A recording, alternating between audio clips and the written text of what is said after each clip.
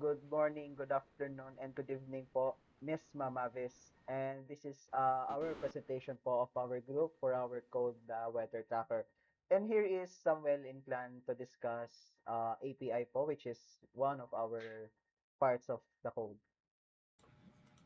So for the API part of our code po, we use the Open Weather API to get real-time weather information.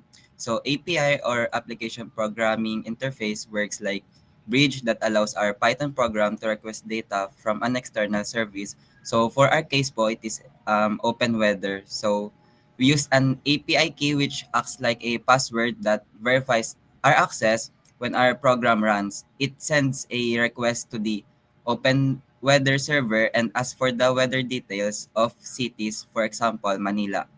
If the API key is valid and the city name is correct, the server responds with the data such as temperature, humidity, and weather description. If something is incorrect, like an invalid key, the API sends back an error message such as error 401 or unauthorized. Overall, the API is what allows our program to connect to a live weather source and retrieve updated information.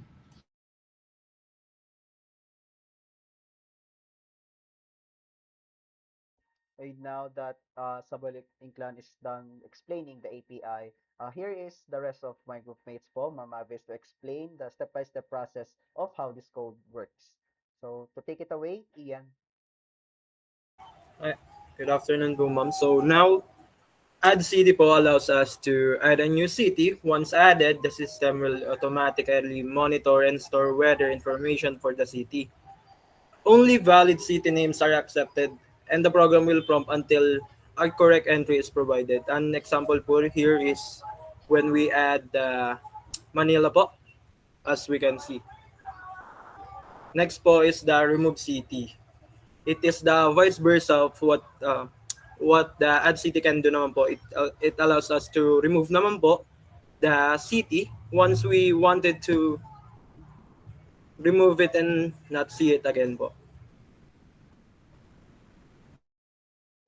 And now that Ian is done discussing the first two processes, here is my next group mate, Kenji, to discuss the the next part.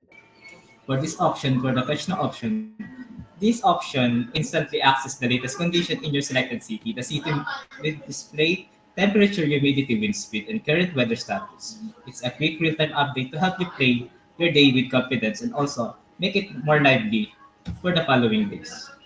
For the history option, this option displays the weather history. It also displays all the previous recorded weather information for a selected city. Data includes past temperature and humidity readings, time stops, and other relevant weather details. It is useful for monitoring trends and reviewing historical patterns. It is also useful for the tracking of the recent happenings in our weather system.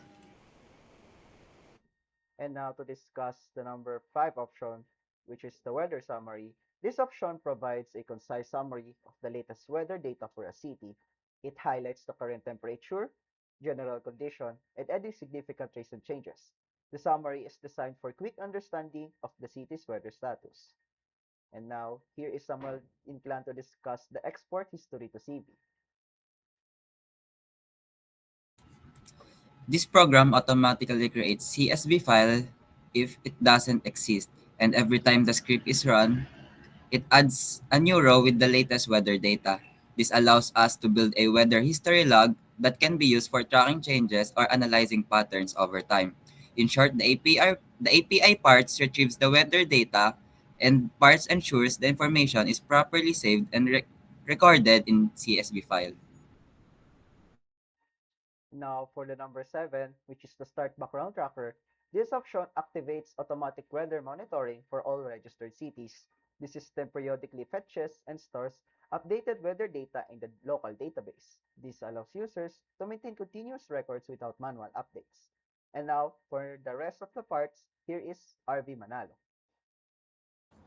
Okay, so start off with stop background tracking. So this option halts all ongoing automatic weather monitoring. Once stopped, no new data will be recorded for cities such as Manila until background tracking is restarted.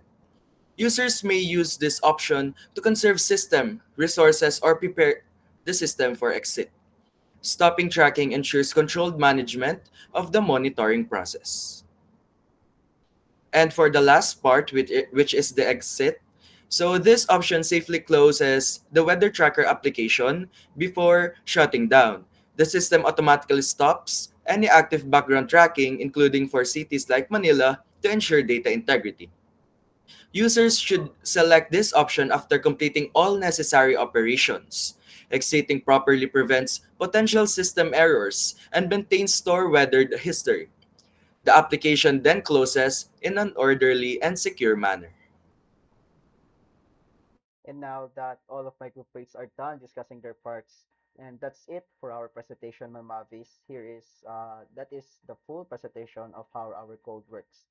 Thank you and have a good day.